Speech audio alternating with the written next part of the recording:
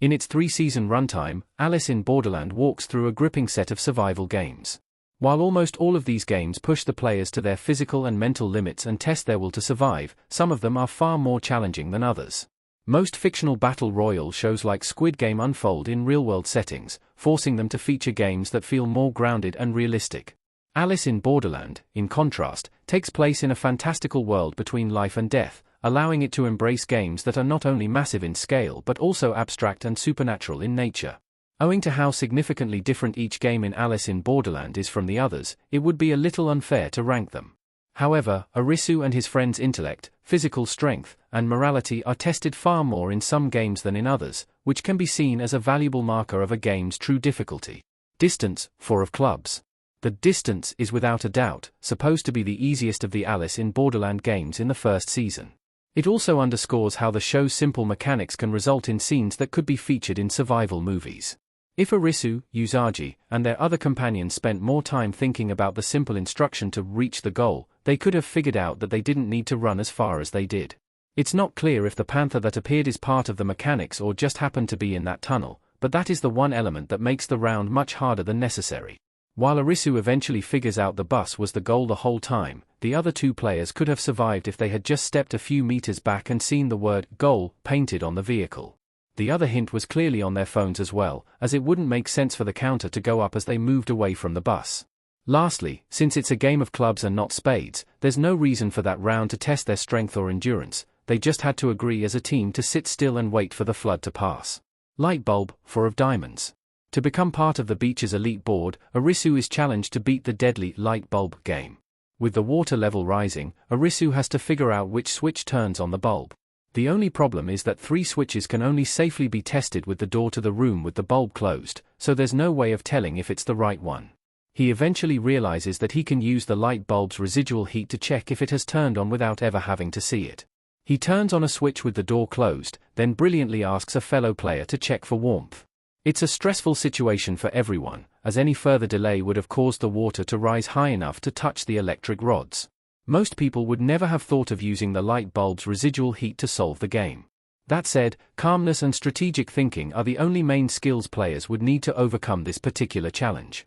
The fact that the executive representative in the room knew the answer all along is a testament to how easy this game is compared to others on the show. Old Maid. Old Maid is the only game in the series that unfolds in the real world. What makes it easier than all others is the fact that no one is forced to play it. The ones who end up on the table where it unfolds make the conscious decision to play it to be able to have a near-death experience. However, what significantly raises the stakes in this one is that only one player gets to eventually survive. Not to mention, winning in Old Maid seemingly has a lot to do with luck, which makes it seem even more difficult. Dead or Alive, 3 of clubs. The first game Arisu and his friends ever play may just have a rating of 3, but considering how they have no idea what to expect, it turns into a tremendously demanding round that could very well be a scene from an intense survival movie. The rules are simple: pick one of 2 doors before time runs out. Choosing the wrong door results in immediate death, while taking too long to pick one means burning alive in the room. It takes 1 death and several terrifying rooms before Arisu figures out the layout of the building. Thanks to his photographic memory, he's able to estimate the size of the building based on the model of a car he spots by the entrance. He makes a map and computes the approximate length of each room using only his foot size. By choosing the rooms that lead to the exit and using the video GTA took as a reference, his wits save everyone during the last few moments.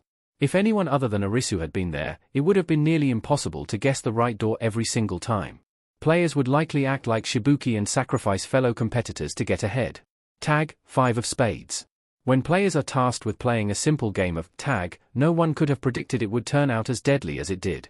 The taggers wearing horse masks and carrying rifles might as well be frightening antagonists in any of the best horror movies.